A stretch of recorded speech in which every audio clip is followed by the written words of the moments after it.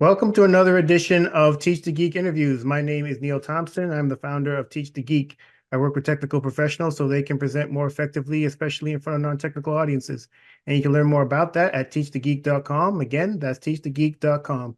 Today, my guest is Meerah Rajavel, and she is a Chief Information Officer. So what does that entail, and how did her previous roles prepare for what she does now, and how does public speaking fit into all of it? Well, let's get some answers. Welcome to Teach the Geek interviews, Meerah. Thank you, Neil. Thank you for having me. You're welcome. And first question, I saw from your background, you studied computer science. What was the motivation to study that?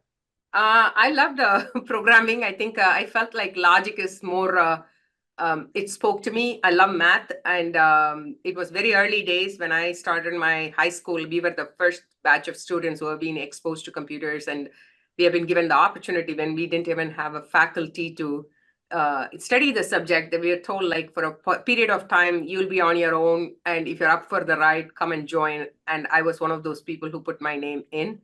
And for me, I felt like programming felt very natural. It's very logical. And it is always, you see the results immediately, like whether you're right or wrong. And those are some of the motivations. And for the longest time, when people ask, what do you want to be? I won't even say software engineer. I used to tell, like, I want to be a programmer. That was my childhood dream when somebody asked me, what do you want to be? So that's how my journey started. Okay. I also saw you got an MBA. So what was the motivation to get that degree?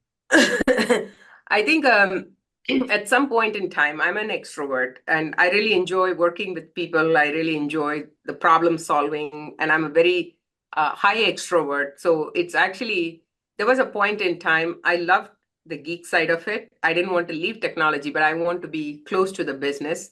And I also want to be, really learning the crux of the business, working with more people. At that point in time, I made that switch from product engineering into IT because I felt in IT, you still are the core of the enterprise and you still are using technology to drive business outcomes, but you get a chance to work with different parts of the company. It's almost like you're learning the entire, anatomy of the enterprise.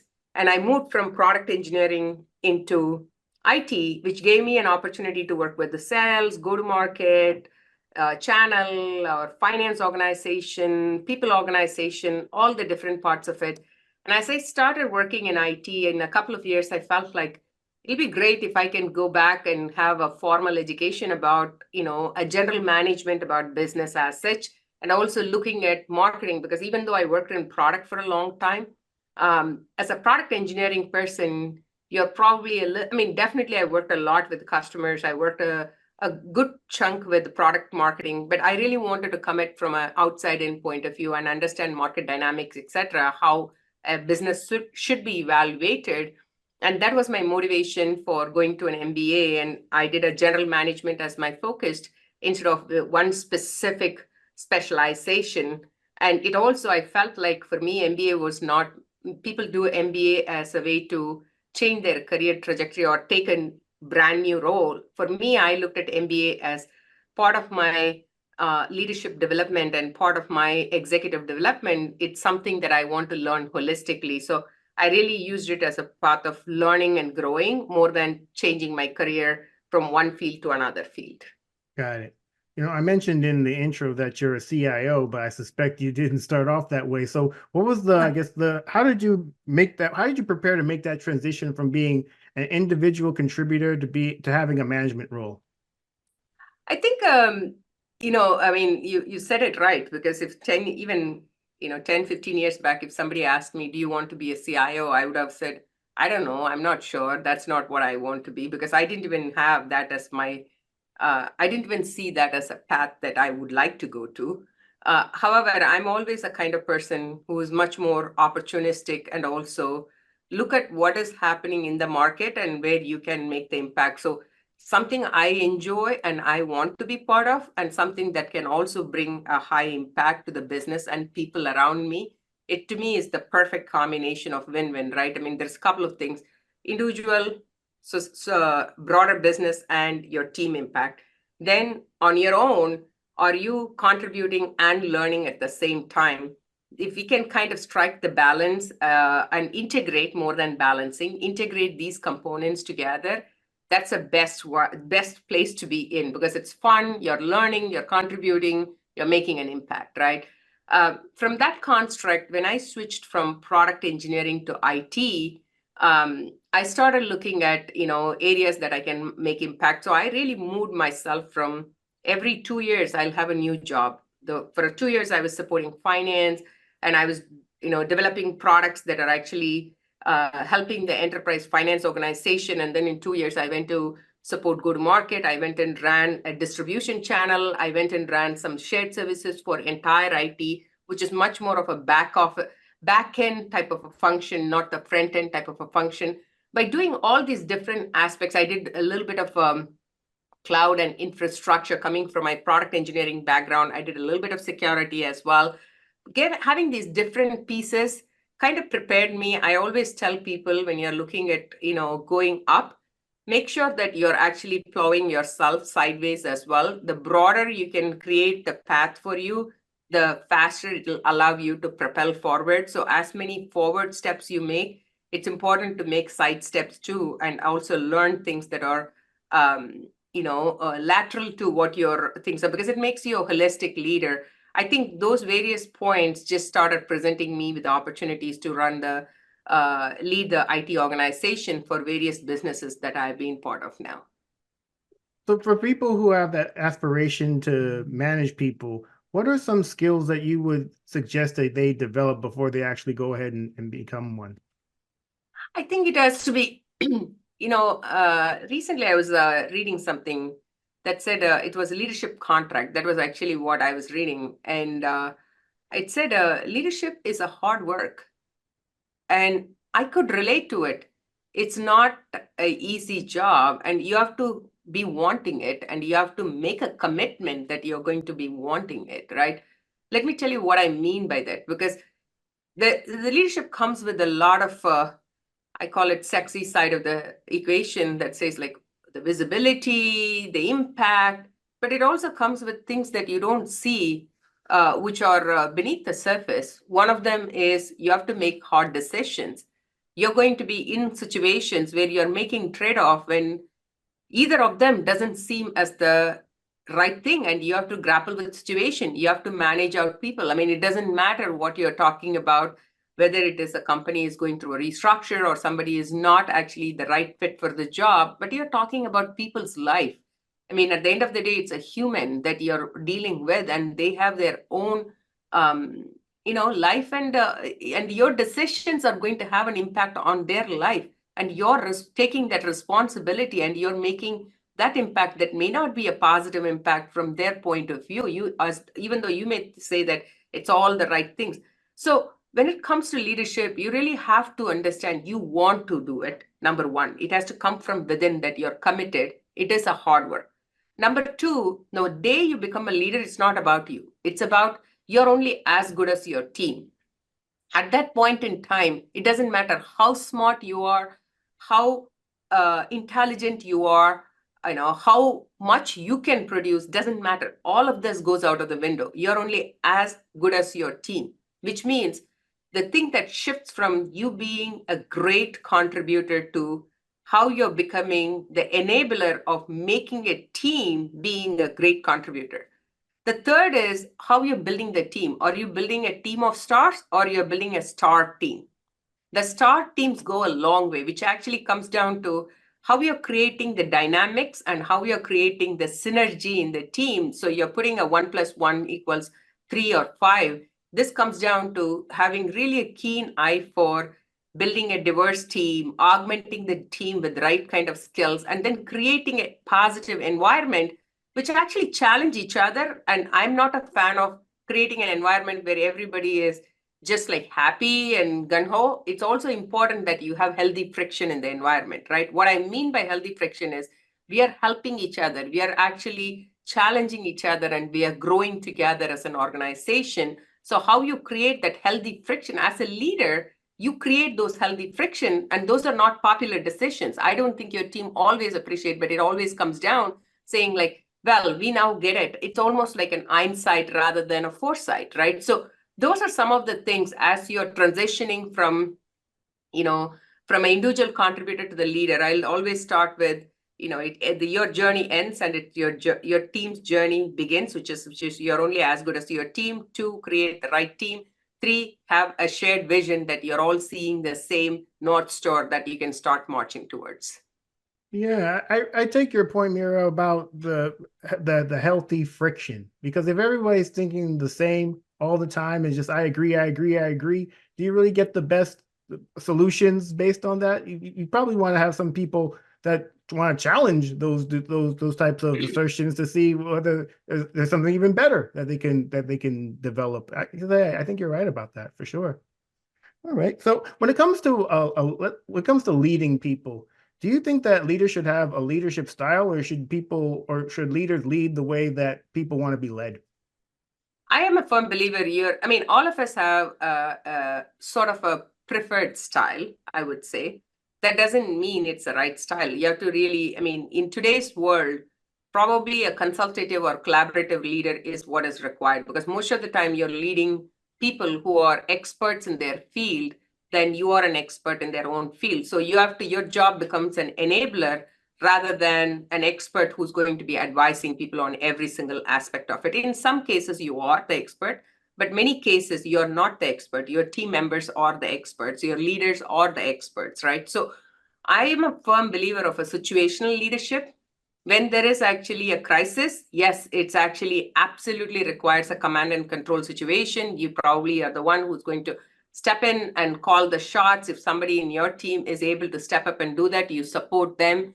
But then there are situations where you are exploring. You may want as a leader to really be that person who's participant and really, fuel the conversation, not be the one who is monopolizing the conversation, right? So it absolutely is a situational leadership.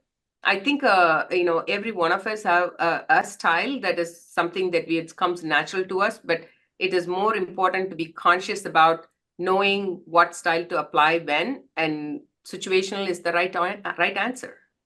Yeah, I agree with you on that. Mira, I've read quite a bit and watched quite a number of YouTube videos, listened to podcasts about when it comes to being a leader, the importance of being vulnerable. When you think of leadership, how important is it for a leader to be vulnerable with the people they're leading? I think to me, more than being vulnerable make you a human, right?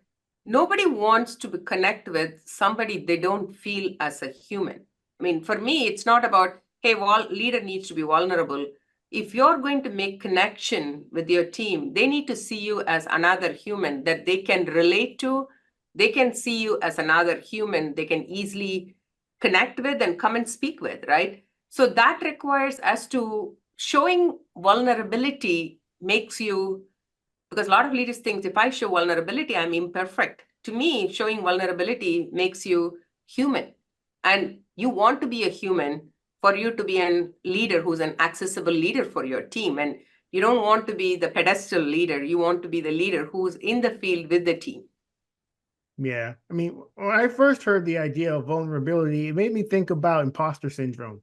So if you're a leader who's unclear as to whether you're even qualified to lead the people that you're leading, I mean, is it a good idea to admit that to the people that you're leading? I mean, you are being vulnerable, I suppose, but what are the people that you're leading supposed to do with that information? Neil, I really don't see vulnerability and imposter syndrome as the one and the same. To me, they're very different. Vulnerability means, like, for example, I tell my team there are certain things I am not good at.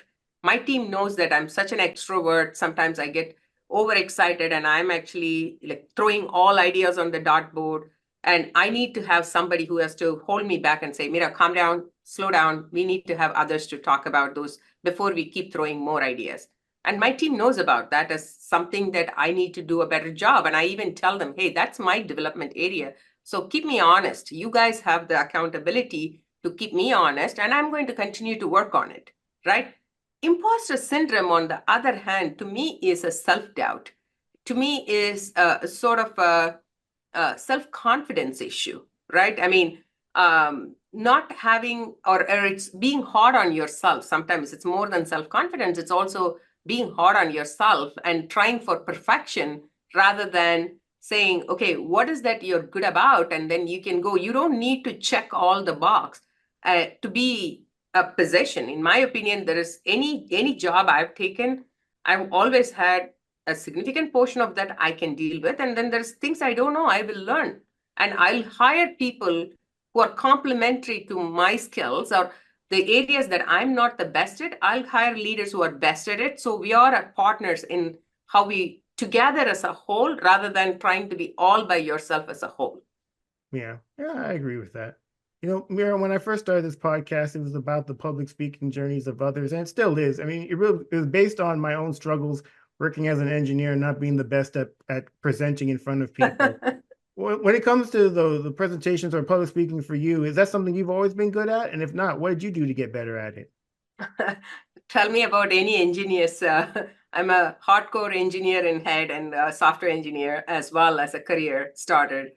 I think as engineers, we like to give every single detail. We are so married to the process rather than the outcome. And the communication, a lot of times, land in explaining the process rather than the outcome. So if you switch your context from, switch your approach from setting a context and outcome and then the process, it's like you're not still dropping the process, it's just the sequence, right? I mean, it makes more logical sense as an engineer that you tell the problem, you tell the process, and then you tell the results. Whereas most of the business communication doesn't have the patience to listen to all of that. They may want to know what's the context of the problem very briefly, and then they want to know what's the outcome that's been delivered. And then the process is, depending on the audience, you actually either go long or short, and you give people the choice what they want to hear. And you may want to give a summary just to gain the credibility of the outcomes that you have been able to produce, but it is being short and not throwing too much of data, because also as engineers, we love data. And we love to go through all, gory details about every single data possible to talk through. So really keeping it minimum to an extent, and also knowing your audience at the end of the day, right? I mean, I think still, if you're presenting to a room full of engineers, you really want to make sure that you're substantiating with the right kind of data, because the audience, or knowing your audience, it starts with knowing your audience. For me, I would say I was not fearful about public speaking. So that was actually one thing that actually helped me. However, I was not a good communicator to start with. In other words, I didn't transition easily from an engineer to a business person to a leader. And I would say the journey has not ended. Even till today, I continue to learn and tune. Many times I feel I'm not there yet. So I need to continue to improve on that. So for me, it's about, using some frameworks, right? Starting with what's in it for them, and then building your case around what are your big main talking pillars, and then how you communicate around those pillars, and then do a wrap up based on that. So those are some of the, many times you have to do it very quickly in your head. You're not having like an hour to think about this before. It's all impromptu. So how you just, even if you take 30 seconds to collect your thoughts and communicate, is better than trying to just having a verbal diarrhea. No question. Do you ever get nervous before giving presentations? And if so, how do you deal with your nerves? Yes, I think, being nervous is always a good thing. In my opinion, it's kind of the butterflies is what keeps you on your toes, and the butterflies in the stomach are the ones which actually puts you in your best act. And for me, it's actually learning to channel that energy in a more constructive way. For example, I even used to have a lot of body movement. Now I've learned to control and use it like more purposefully, so it has an impact rather than randomly, right? Things like that. So I think it's just practice. I mean, like anything, communication is a muscle. The more you do, it gets stronger. And don't wait to get perfect to practice. You have to practice to get perfect. It's not the other way around. Yeah, I mean, you read all the books, listen to all the YouTube videos, or watch all the YouTube videos, and you don't get better at this type of thing, or anything really, until you actually do it. And practice makes progress.